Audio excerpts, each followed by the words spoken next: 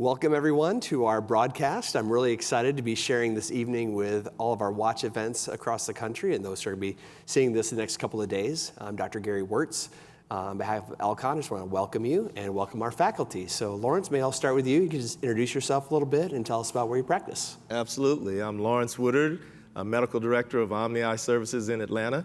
My practice is dedicated to cataract surgery, premium IOLs, and MIGS surgery. Ashley? Great. I'm Ashley Brissette. I'm newly at Kelly Vision in Manhattan, and we're a practice focused primarily on cataract surgery, refractive surgery, and dry eye.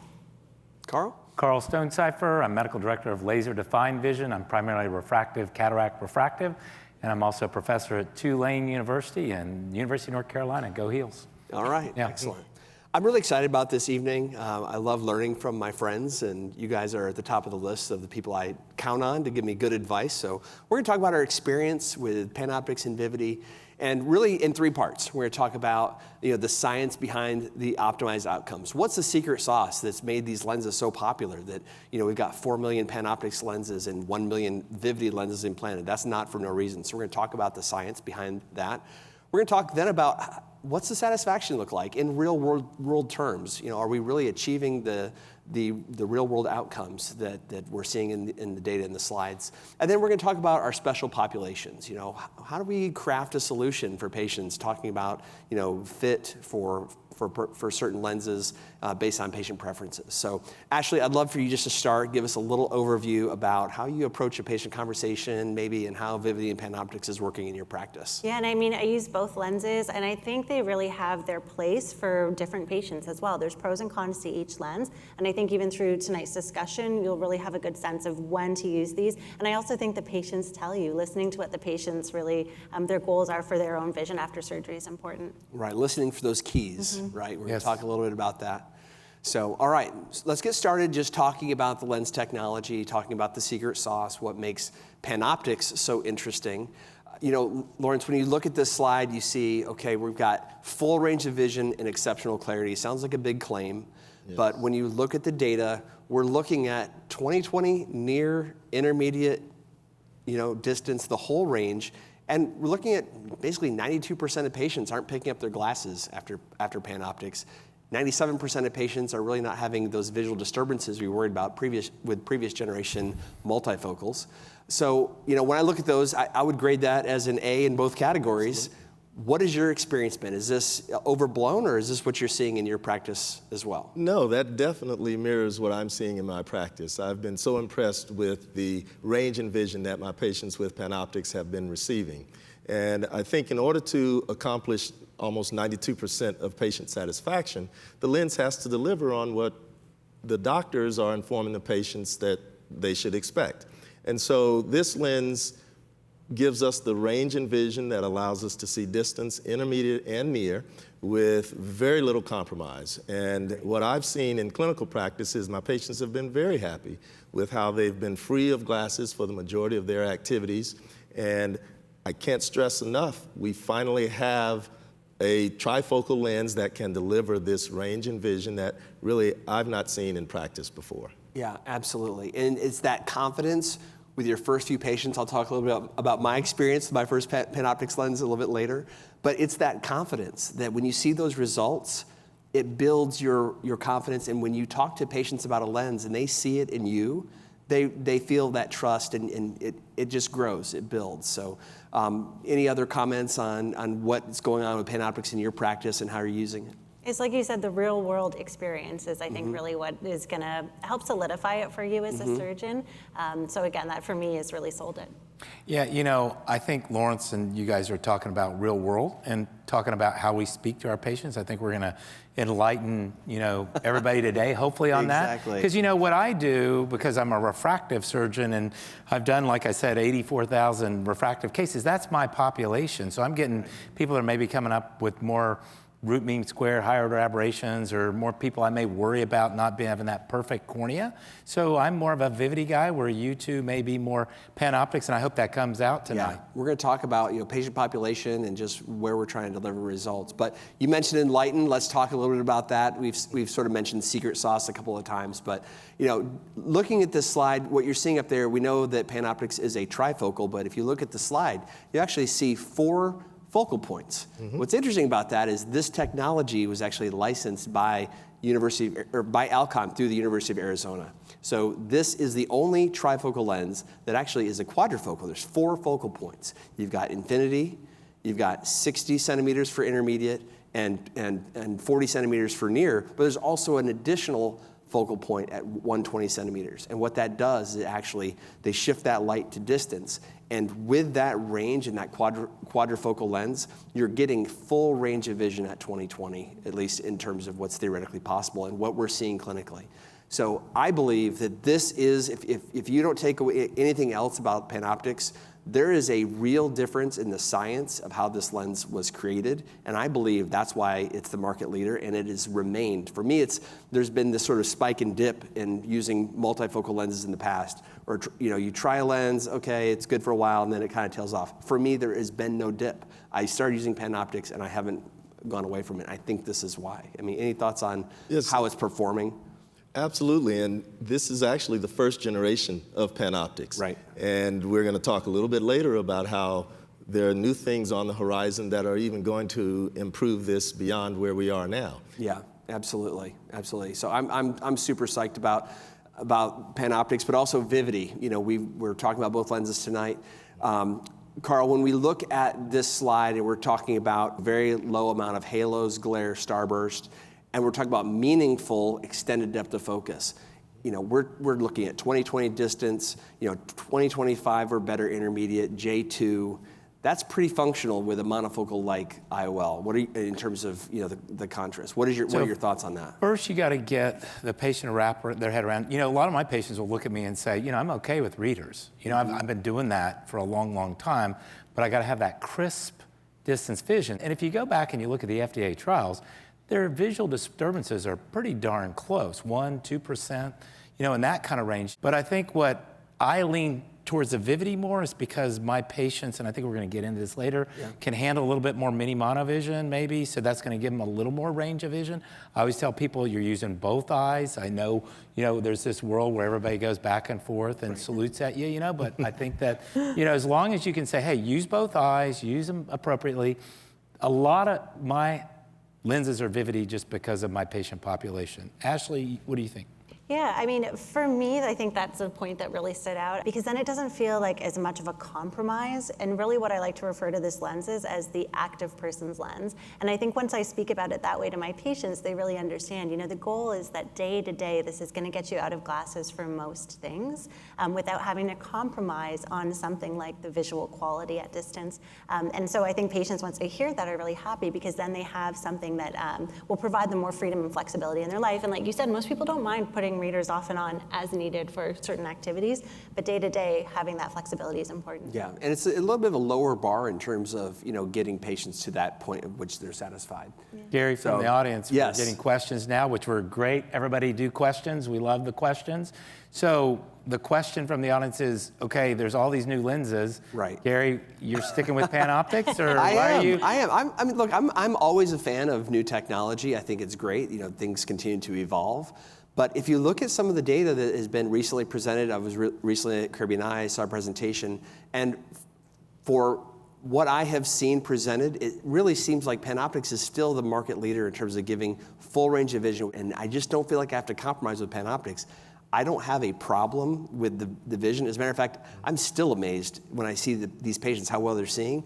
And again, changing a platform, something that you're comfortable with, trying to eke out a little bit better, and not to say that there's not trade-offs, but I'm just having so much patient satisfaction with my PanOptics. I just don't have the motivation to change. And also, as we're going to talk about, there's a little tweak coming down the road to where I don't have to change for PanOptics. I can stay with PanOptics and maybe even get a little bit better PanOptics. Right, and to that point, Lawrence said it earlier, 3 million lenses? That's a lot of lenses. So Lawrence, when did you start using PanOptics? How many years have you been using it? I've been using PanOptix since it came out. I believe it was 2019. Gary, you couldn't have said it more eloquently about all the benefits that PanOptix provides to us.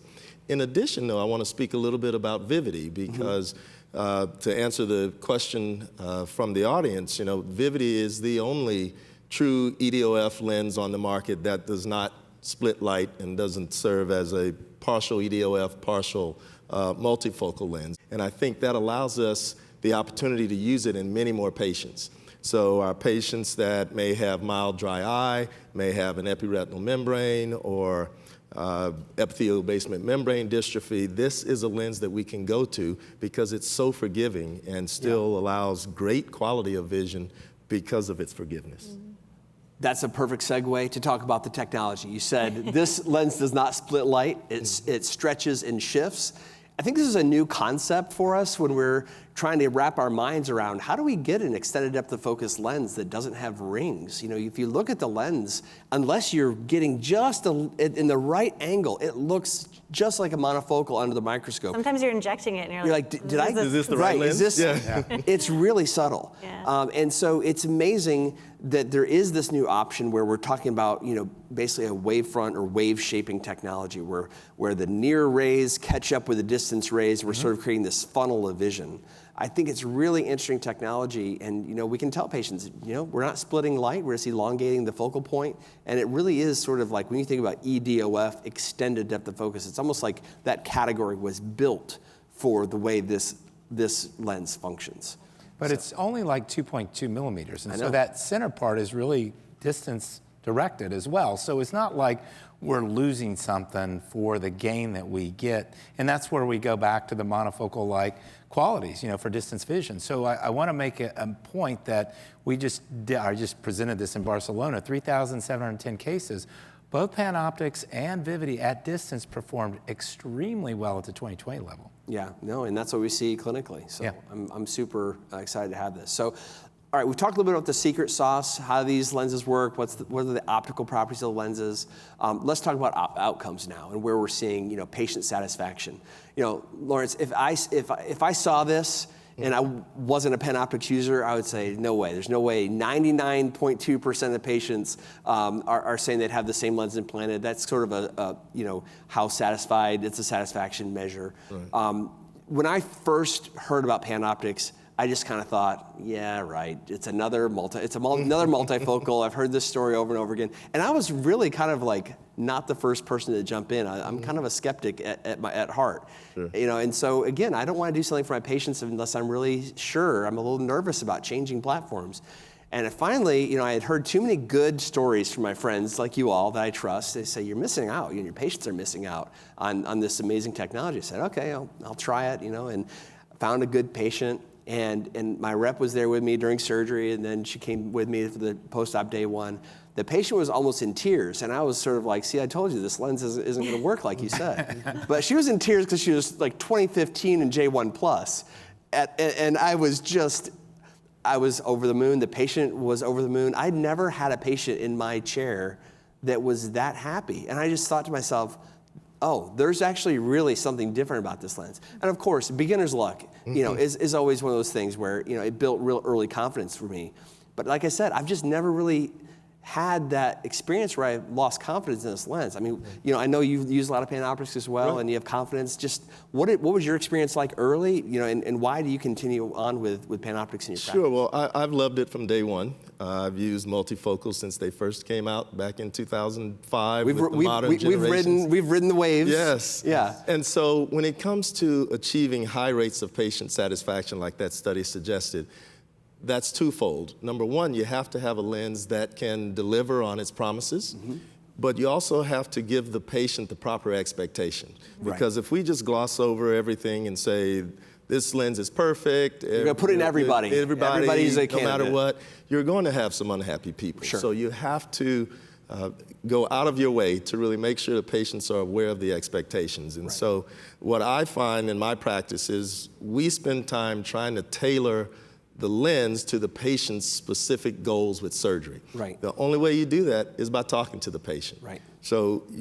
we in our practice have a patient educator that goes in and talks to the patient about what they want to accomplish with surgery, what their goals are, Is it important to be glasses free? If so, for what activities? And we try to prioritize the lens we choose based on the patient activities. I know the expectation now is customized care. Like nobody wants to feel like they're coming in as a part of a conveyor belt as like just the next patient and this is what we offer to everybody. I always jokingly say, half of the visit is talking about the surgery and the lens options and the fact they have cataract, but the other half of the visit is spent just learning about them, about who they are, their hobbies, their family, where they're from, because that really helps to inform those decisions that you will make really as a team. Because I can talk to the patient about the lens options, they'll tell me what they want, and then we're going to customize a plan based on all of that. Curiously, do you guys, anybody use questionnaires, or you use it? Does that help you? I mean, do you think you use that on every patient? Where are you at? We send out education, so we have videos we send out ahead of time. We have, as much education as we can push to them, so we try to get them pre-educated.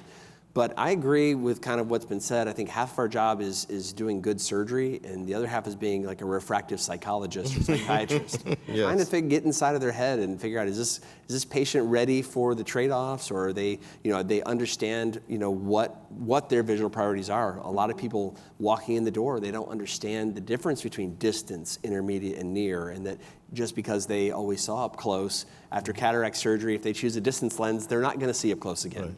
And that starts at the front door. It does. So, you got to educate your staff. I think that's one of the successes of my practice. One of my pearls is that it's got to start at the front door, because that's the first person that's having a conversation in a private room with the patient to discuss these kind of things. And the final piece is, does the patient's eye allow for the appropriate technology to get the outcomes that we want? And so one of the things we want to cover in our case studies today is to highlight what we feel are the important things that you need to pay attention to preoperatively to help get the great outcomes postoperatively. Yes, absolutely, absolutely. So let's talk about Vivity. In terms of patient satisfaction, 93% of patients would recommend this IOL to their friends or family. I think that probably 7% of people don't even like their family, so they don't want them to see what they're doing. So in my mind, I feel like it's a pretty good statistic. There you go. I think it's higher than that. Yeah. It's funny because this is probably right from when this lens was launched, from the study data. But I think, again, if we're talking about real world experience, and now that we've had this lens for the past 4 or 5 years or so, I think it's been available, it is much higher, I think, satisfaction, because we're better able to understand how to counsel patients about these lenses. Again, I mentioned this is the active person's lens. You'll still need glasses at some times, especially for what I describe as micro print, back of a pill bottle, sitting down to read the newspaper, things like that. And then again, I think as we've gotten better about choosing the right patients for the Vivity lens, I bet this is much higher. There's just so many benefits to the patient population as a whole, and you hope they're going to live longer. And I don't know about you guys, but my patients I've got 80-year-olds and plus playing pickleball. I've got a lot of people doing a lot of different stuff now. What's nice too is I feel like as a surgeon, this is also a little bit of a no-brainer because it's less restrictive than the trifocal category. So if patients, like you mentioned, have some dry eye disease, if they're maybe like an early glaucoma, anything that might make you hesitant to put in a trifocal lens, it is so much easier to talk to the patient about Vivity and to be able to recommend it, one for them for their eye health, but then also for those visual expectations. So I think also as a surgeon, this is slowly starting to become like a standard of care for most patients. Yeah, interesting. Absolutely. So that's a great segue to talk about, special populations. And I think every patient who walks in is kind of a special population, right? No doubt. It's like what's the definition of minor surgery? It's surgery happening to somebody else. Any surgery happened to me is major surgery. Major. So we're going to talk about, every patient is a unique puzzle, and we've already kind of talked about this. It's really kind of matching the lens to the patient, their psychology, their needs. But we're going to talk about 3 kind of specific things. One, we're talking about post-refractive. We've already touched on that a little bit. Should you use these lenses in post-refractive patients? Then we're going to talk a little bit about mini monovision. Can we eke a little bit more near vision out of Vivity if we're doing a little mini monovision? What are the guardrails there? What should we be doing? And then some new data about contrast sensitivity that I think is going to be really interesting, maybe controversial. So stay tuned for that. So, Karl, again, we know your patient population. You've had a heavy LASIK presence and done great work, and we thank you for that. But a lot of these LASIK patients, I assume, are coming back to you now for cataract surgery, and we don't want them to have the glare and halos and light, with problems with dysphotopsias. they have high expectations. They think every surgery is going to be as good as LASIK, and so it's trying to counsel them that cataract surgery is a little bit different. But already here in post-LASIK patients, we're seeing 95% of patients would recommend this to friends and family, and 92% of patients are basically doing what they need to do, activities of daily living, with this lens without glasses. So talk to us a little bit about your approach to refractive patients, using Vivity, and sort of what your guardrails are for that. Well, another one of the audience questions is really good is, how do you address the different types of post-operative refractive patients? So everybody always says a hyperope's easy. They're not any easier than a myope or a mixed astigmatic or whatever. But how I approach them is I want to see what their cornea is like first. So I've got to see that, do they have a dry eye? Do they have high RMS? For me, it's 0.4. We did some earlier studies, Dr. Kazarian and I did at 0.45. You start getting a little bit of breakdown. I think in terms of when we're trying to defocus, we've got to really concentrate on, maybe you have patients that are more active, so they're wanting binocularity, whereas maybe I have people that have done monovision and they're very happy with it, but I won't defocus this lens really more than minus 0.75. I know, Lawrence, you were saying minus 0.5 earlier in terms of when we were having a discussion. Ashley, are you similar? Gary, are you similar? I'm going to be controversial. I don't like defocusing the Vivity lens. I find, as much as we tell patients not to do this and that their eyes work in a part of a visual system, everybody still does it. And patients are often so thrilled with the quality of the distance vision that they get with this lens and have great intermediate and functional near that they oftentimes want the same for the second eye. And again, I feel like people just love having that excellent quality of distance vision. Yeah, I probably tend to be a little bit more like you, Ashley, in terms of I kind of like patients to be binocularly focused in the same plane. But Lawrence, I know you talk a little bit about your approach. Tell us a little bit about, you start with the dominant eye, and then what's your decision tree look like? Sure. With my Vivity patients, I agree. I try to, in general, match both eyes. My patients that select Vivity, they're selecting it for a reason. Right. They know the benefits to it and what its limitations are, and they've chosen that lens based on that technology. However, sometimes I do have patients where after the first eye, they say, I'm doing great, everything's good. I'll do the exact same plan for the second eye, which is targeting as close to emmetropia as possible. Occasionally, though, there are some patients that may come in and say, even though I know this lens may not give the absolute best reading vision where I can see the back of medicine bottles, I still was expecting a little more near vision than I have. And so in a very small select set of patients, I will do some mini monovision because I want to have a patient that's happy. Right. What I've found is that in my practice, I in general don't go more than minus 0.50 in the second eye if the patient wants a little more near vision. I find that they still have great distance vision with both eyes open, and they get a little extra near to where they feel it's even more functional.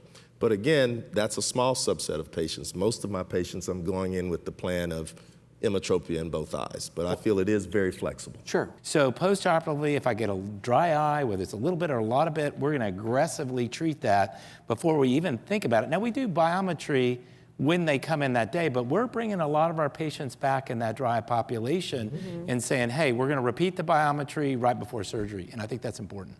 Yeah. Also important to fully correct any cylinder as well. Yeah. That's there. Yes. Yeah. Absolutely. Absolutely. How are you doing that? What is your preferred method? I'm sure toric, but what about patients maybe who are below that, or what? LRIs, I think, are excellent.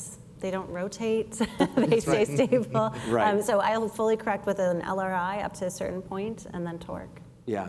Lawrence, same thing for astigmatism? Absolutely. I also use intraoperative aberrometry and find that an invaluable tool to help answer some of the questions that my preoperative testing may have raised. And it's not always that the topography and the preoperative A-scan Ks match.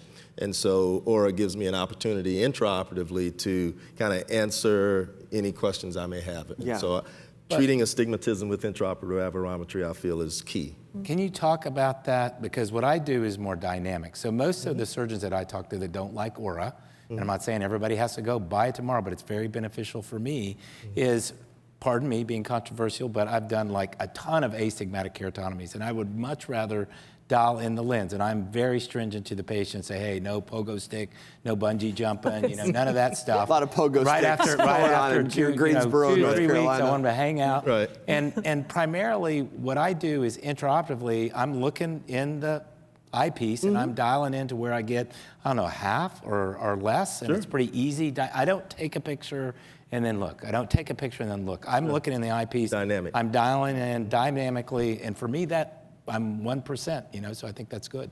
Yeah, I think like anything else, these are all tools. I don't use intraoperative aberrometry. I'm not against it, but I've found a way that works for me, and I use femto LRIs. So once that's done, I don't generally enhance it unless I need to, and I would do that probably with laser vision correction. But point being, all of these are just tools that we use, and we're figuring out with mini monovision and post-refractive patients, et cetera, how do we enhance the patient outcome to make them happy. Ultimately, a happy patient is what we're looking for. 20 happy, is underrated these days. I do want to just jump into the contrast data. We've heard in multiple forums, about vividity and contrast, and I'll tell you, there's some new data that has come out, and this is John Berdahl's data. If it was somebody else's data, I may question it, but I don't question John. Don't forget Les. Les was in Les, there too. John and Les. exactly. So from Sioux Falls, South Dakota, Advanced Optical Vision. This is data that was presented a couple years ago, ASCRS, and this is looking at Clarion vividity. So when we look at the original package inserts and the original data, that was based on the former material, Acrosoft. So we're looking at new data, new material, looking both in a mesopic setting, monocularly and binocularly. There's really not a clinically meaningful difference in terms of the contrast sensitivity. It's like the data has caught up to what we're seeing clinically. And Alcon may get some bad rap every now and then for tabling something, but when you see data like this, they're just trying to get everybody to use the best lens that they have available in the box. And there's always going to be a better lens. I mean, when I look at patients, they say, I'm ready to have cataract surgery. I'll look at them and I'll say, there's always going to be a better lens. 6 months, we're going to be talking about it later. There's always going to be a better lens. That being said, I will say I think there are these points in time when you sort of reach these new plateaus where there's sort of like this, rapid advance, and then it's sort of hard to improve. And I kind of feel like we're almost kind of getting to that where we're approaching the limits of physics. I think it was a really exciting time to be a refractive cataract surgeon. A lot of this, when I was coming out of my training, was new, and we started to get these lenses. And I feel like that's why now even trainees that are coming up are looking for this as almost its own subspecialty. Yeah, I agree. All right, we're going to talk about some real-world examples. Lawrence, you're up first. All right. Well, each of us will show a case, and really we want to highlight the many benefits of the lenses and how we make the decision to use the lens that we're using based on the patient's goals and the anatomy of their eye. So let's hone in. My case represents a 68-year-old man who's very active. He had a desire to be spectacle-free, but he does golf, he reads a lot, he's on the computer a lot, and so he really wanted a lens that will allow him to be free from glasses for the majority of his tasks. So we want to really see, does this man have the ocular anatomy that will allow him to be successful with his goals? His uncorrected, it's his right eye that we're doing, his uncorrected acuity was 20/40, improved to 20/30 with a very minimal refractive error and approximately a half diopter of astigmatism. He has a significant PSC cataract, and again, he's an avid reader, golfer, and moderate computer use. So he came to me and said, Doctor, what lens do you think will meet my expectations? Before I can answer that, we have to go through his anatomy. We have to analyze our preoperative diagnostic data to see what he would be a candidate for.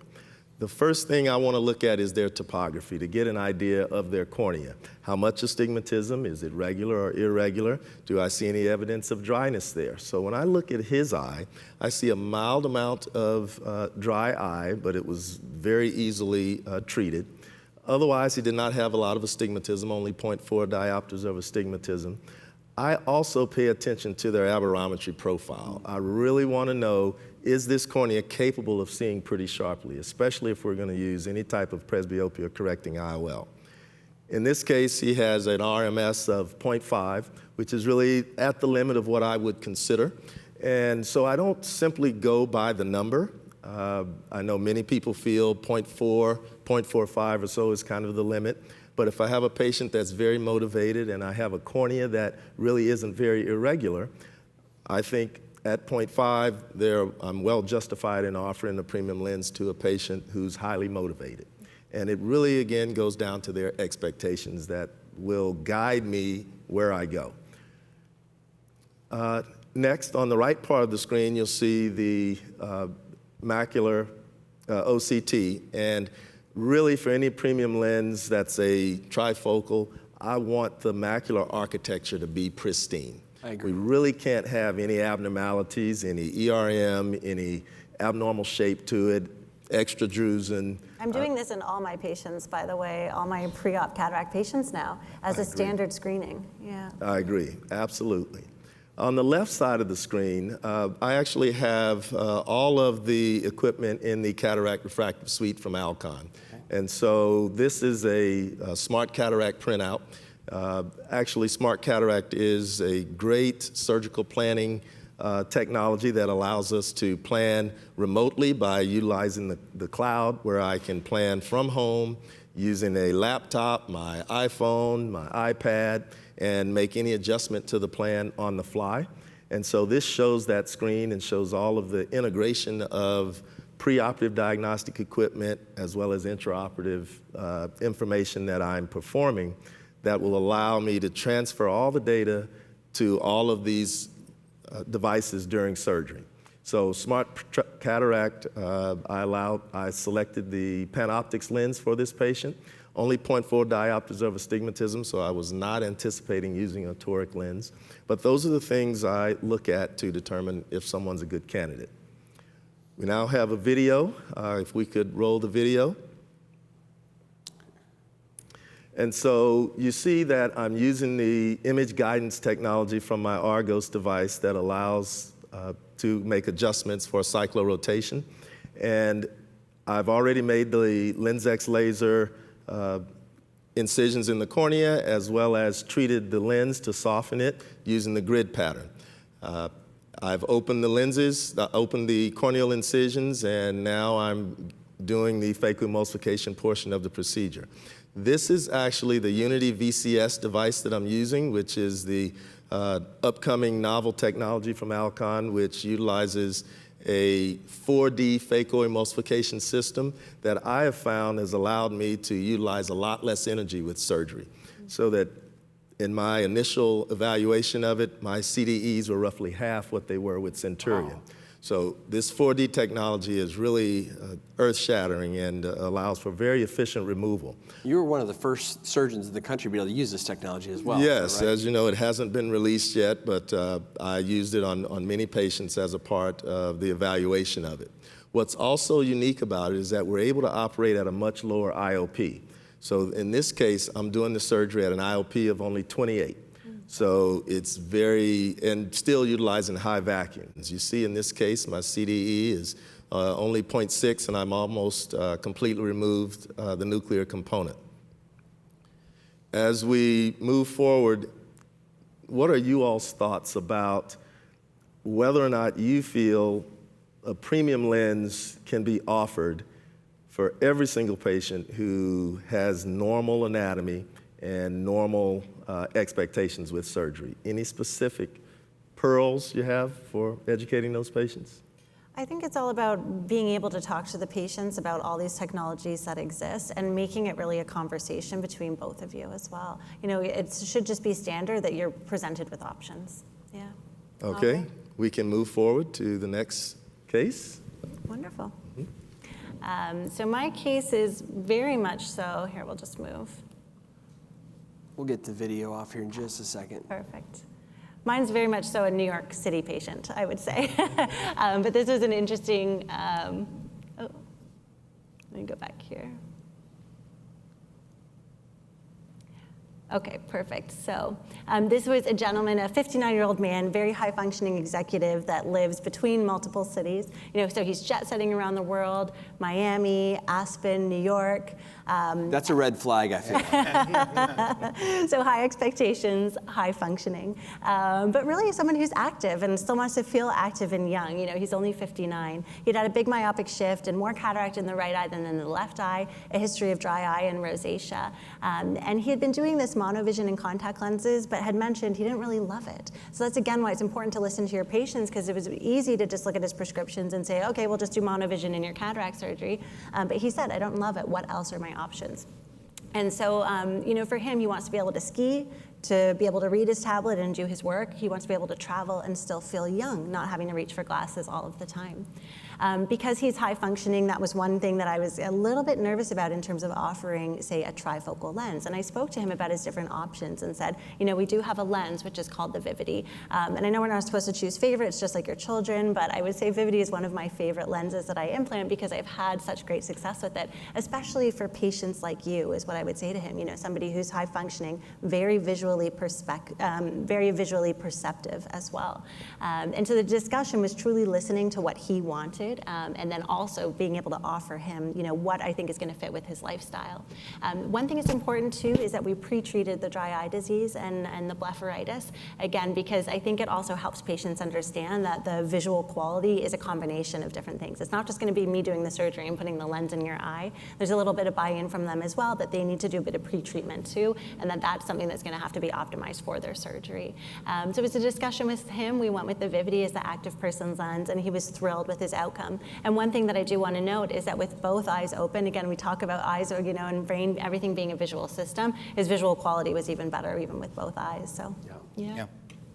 It's a great case. So, go ahead, Gary. That's a great case, and I think, high maintenance patients require precision, and it also requires, confidence in the lens choice. So I think that was a wonderful outcome. I don't know if you've ever had this experience, but you'll mention the lenses to someone, and you'll say there's this great lens, it's something called a trifocal. It'll give you everything, but you might have some issue with some glare halo. And as soon as you say that, you can kind of see them already starting to hesitate. And that kind of was starting to happen with him. And so I already knew, I think for you, Vivity is going to be the option. And sometimes it's perception over reality. If it's in their head, they're going to fixate on it. Absolutely. Yes. I have patients who I say, you may have a little bit of glare and halo. 98% of patients, it doesn't bother them. They think, oh, well, I'm probably in that 98%. Let's go for it. But if they fixate on it, do you find that, Lawrence? Yeah, no question. No question. Couldn't agree more. Again, high functioning, dry eye. Yeah, exactly. Make it easy on you and on them. Exactly, exactly. So I'm going to go to the audience question, and this is a great case example for me. So my sister-in-law came in years ago. I hope Debbie doesn't mind me telling that, but anyway, she's good. And You may have multiple basically- sisters-in-law. It's okay. Yeah, she still loves me, I hope. Okay. But anyway, she was monofocal before, and we didn't have a Vivity at that time. Monovision also? Yeah, total monovision. And so we ended up doing monovision. She'd come in actually for LASIK. And I'm like, Debbie, we really need to take your cataracts out because she had some early posterior subcapsular cataracts and was having some glare and, was having some issues with that. So today, the reason I would change her, now Debbie is in Aspen all the time. She climbs mountains. She's very active. She runs like 8 miles a day. I mean, she's very Energizer bunny type. But I probably would pick the Vivity for her today because you can see her, although she's adapted to it, she moves her head to find her focal points. So for me, that's why I'm pushing, Vivity more in this day and age. And to go to my next case study for that, I think there's something important about this slide, and that's that he's a 4 handicap. So you get a great tennis player that's like 4-0, 4-5, 5-0. You get these really, really low handicap golfers. You really got to do them both eyes the same. I really think if you're trying to defocus those guys and you just have that conversation, whether it's a lady or a gentleman, you have to have that conversation that, hey, look, I don't want to mess up your golf because that's obviously important to you because you're really good at it, number one. And number two, I think that with tennis, the ball is moving so fast. And then now with pickleball, you're so close to the net and a lot of people are playing doubles. So I think that's one important pearl. The other important pearl I always tell, because I hear it every day, I don't think that guy, he came in wearing overalls and it's like one suspender's undone. And Don't I promise you, prejudge. a lot of those guys will probably, be multi-billionaires and you don't even know it. So I start off with a premium channel, whatever, based on like you, wherever I go. Now, the one thing I add is I do nerves. I do MAC and nerve. OCT? Yeah. So my retina colleagues will say 10 to 15% will have some sort of epiretinal membrane. And like Lawrence was saying earlier, if you miss that, that's a big miss, just like dry eye. If you miss that, that's a big miss. But the LASIK patient wants LASIK-like results. And if you don't try and get that in your head, I think you're going to be going backwards. Now, most every LASIK patient knows what it's like to wear, I'm saying of this patient population, knows what it's like to wear glasses, like I said earlier, for near. And most of them have subdued to that, but they would really like to be out of it. So like you said earlier, Lawrence, I will do the dominant eye first, my hands, my practice. After we're done, I say, what do you see? And if they're like, hey, that's a set, I give them the same thing in the other eye. Like you, if they say, I need a little bit more near, a little bit more distance, that's what I'm doing. Okay. Now, Gary, you get the last. All right. Hey. So this is actually a physician in town. So a colleague. He's actually my own physician. So this is a high stakes Hey, situation here. no He comes pressure to me, there. no pressure. He comes to me. He's had a pterygium removed in the right eye years ago.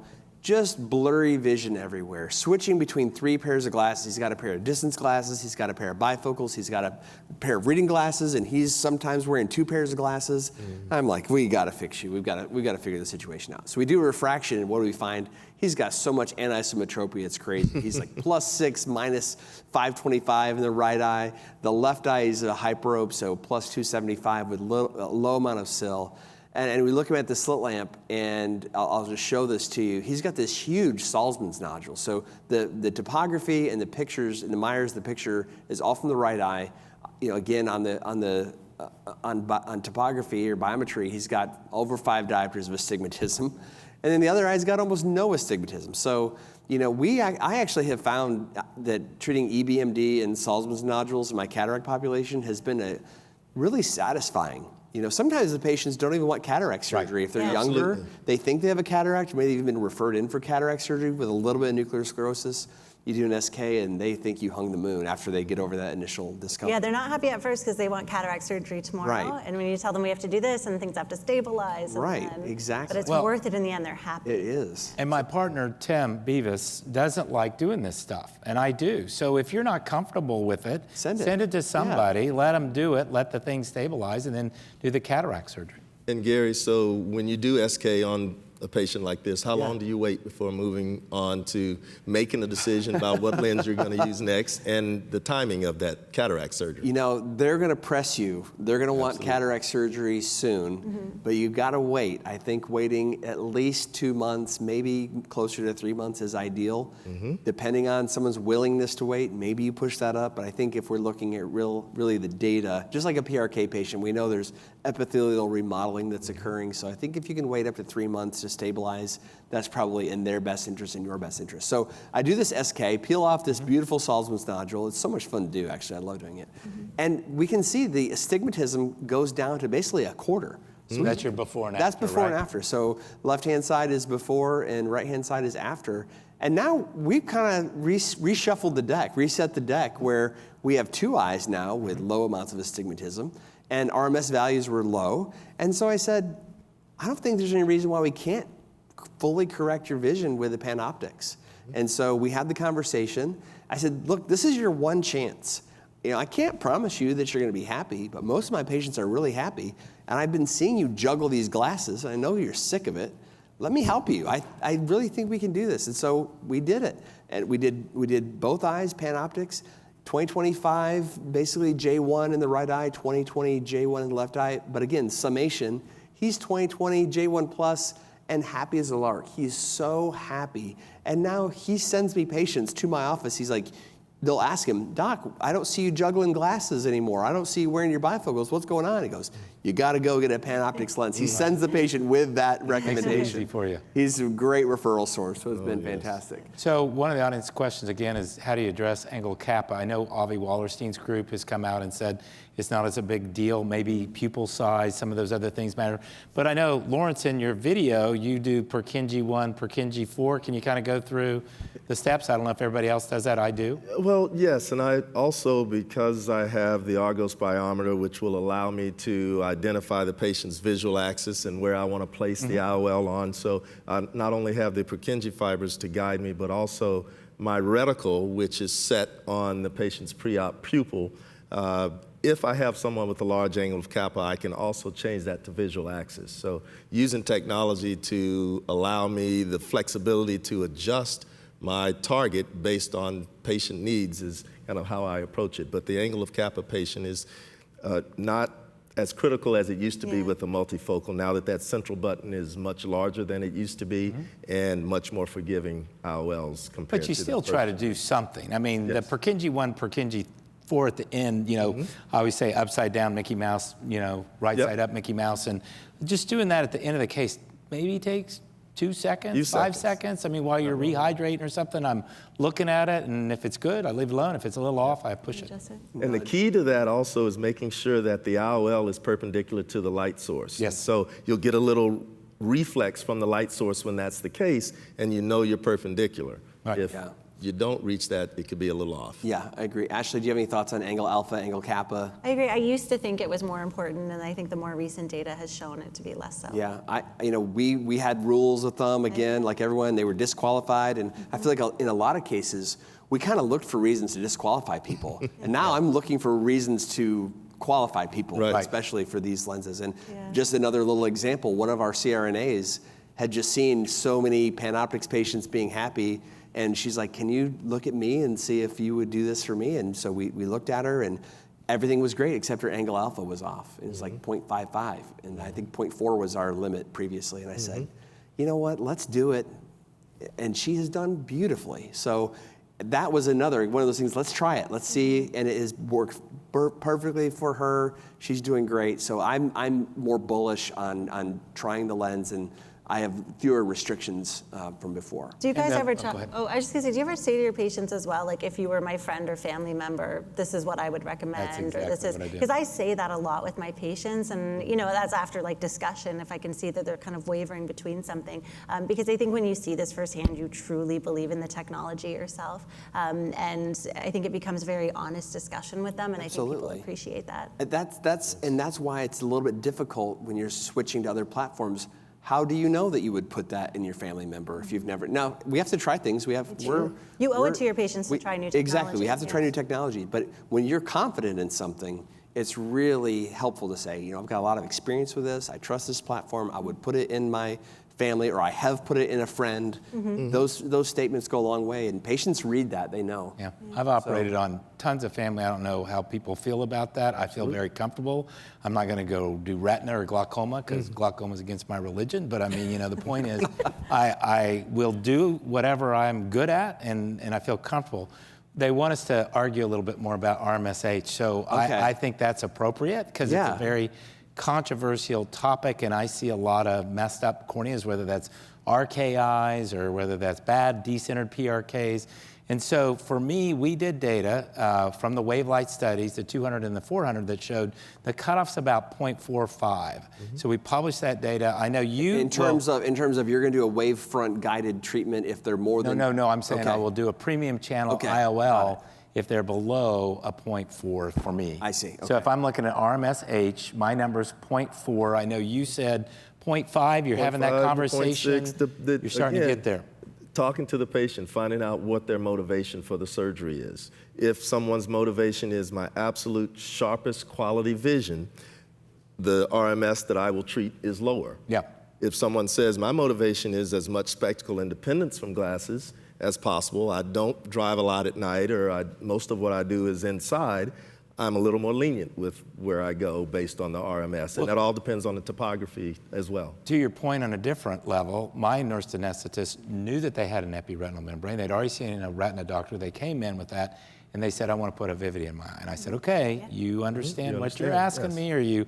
And he's a real do-it-yourself kind of guy, and so he Did he hammers do his the nails. cataract surgery himself? No, he couldn't let quite you get help? there. I know we used to could do LASIK online. You know, Yeah, but no, LASIK. no. Yeah. But it's also important to document your discussion with the patient. Of and that course, You I agree. offered 100%. everything to them, and this is what they chose based on your discussion with them. Right. Yeah. One last thing I'll say is I think just nuance of RMS is what is their coma values? If it's all coma, you might say, okay, even though the RMS, the total RMS is below 0.5 or 0.4, if it's a lot of coma, may stay away from a multifocal. And also if it's a hyperopic, post-hyperopic LASIK, and they've got a lot of spherical aberration, that's another area where I may shy away from a Vivity, for example. But Because coma will behave like astigmatism. Right. And again, I tell everybody, find somebody. So I have retina colleagues that, they may not be seeing well, and I'll talk to them about the floaters and, whether we do laser floater therapy or a pars plana vitrectomy for their floaters to make them see better. Same thing goes here. Have a cornea colleague that feels comfortable treating, topography-guided treatments. Yeah, absolutely. Well, I think this has been just a fun conversation among friends, and it's so fun to share this with folks out there who are tuning in. So we're happy to have them with us. We're just going to talk a little about closing thoughts. We've talked about all the data. I think we've talked about how we're getting great range and low amounts of visual disturbances with PanOptix. We're talking about monofocal-like, contrast sensitivity with Vivity, usable extended depth of focus. What is one pearl that you would give all those tuning in and watching? What's one pearl you'd like to leave as a parting thought? For me, one pearl would be with regards to PanOptix. If you haven't utilized PanOptix prior to now, give it an option, give it an opportunity, because it's much more forgiving than prior multifocals. With it being a trifocal, it really does provide great range of vision. But also, I feel the pool of people we can offer it to is much greater than any prior multifocal. And so I've been very pleased with it, and in the right patient, it delivers excellent outcomes. I couldn't agree more. Ashley, what's one takeaway that you would like to leave people with? I think just if you're interested at all in getting into advanced technology IOLs and you've been a little bit hesitant, I think Vivity is an excellent way to start because the stakes are so much lower. Agreed. The patients are absolutely thrilled, and it's a really wonderful introduction to this world of lenses.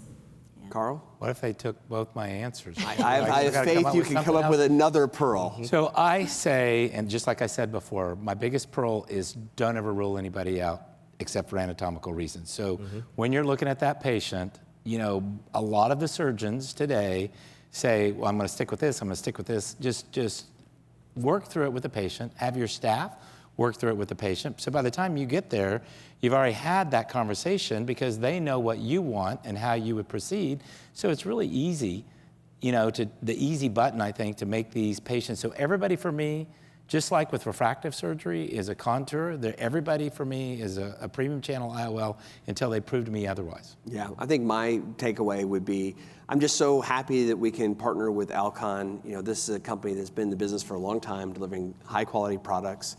And I know that they stand behind their, the products that they have today and the products they have tomorrow. And with that, I wanted to give a little tease about the PanOptix Pro that is coming out. We can't say too much about it, but we do want to give a little bit of a hint that they're sort of tweaking this and improving it.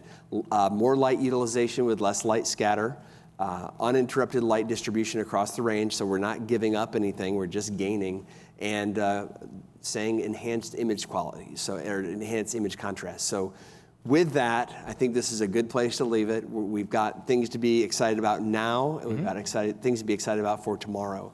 So on behalf of all my other contributors, we just want to thank Alcon for allowing us to put this broadcast together. I want to say a quick thank you, and I'll let you guys do the same as well. Just want to say that we're really happy that we've got the support out there. I want to say thank you to my reps, Kelly Miller, Amber Miller, Luke Bakken, and all the folks tuning in Kentucky. I appreciate you guys supporting me behind the scenes. I also would like to echo that and thank not only my Alcon team back at home, but the various people in my OR and my staff in the clinic that have helped. And there are also, I understand, a number of watch events across the country. So thank you to everyone who's tuned in this evening and who will in the next couple of days be attending some of the watch events. Yeah, for everyone that watched tonight, I mean, it's so much fun, and especially to baby William for letting mom travel to come do this. That's awesome. So for me, there's no I in team, right? So we work real well together, but we look good because of all these guys that are here tonight. We look good at home, because of our staff. Our staff is constantly making me look good. And then, we always say happy wife, happy life, happy husband, happy life. But, if you kind of get together with a group and have fun like we've done tonight, I think that's why we can do things like this, and that's why we can do what we do with ophthalmology. Yeah. Well, just on behalf of our team, thank you for tuning in, and we're just really excited about what the future holds with these technologies and the technologies that come. So thank you very much.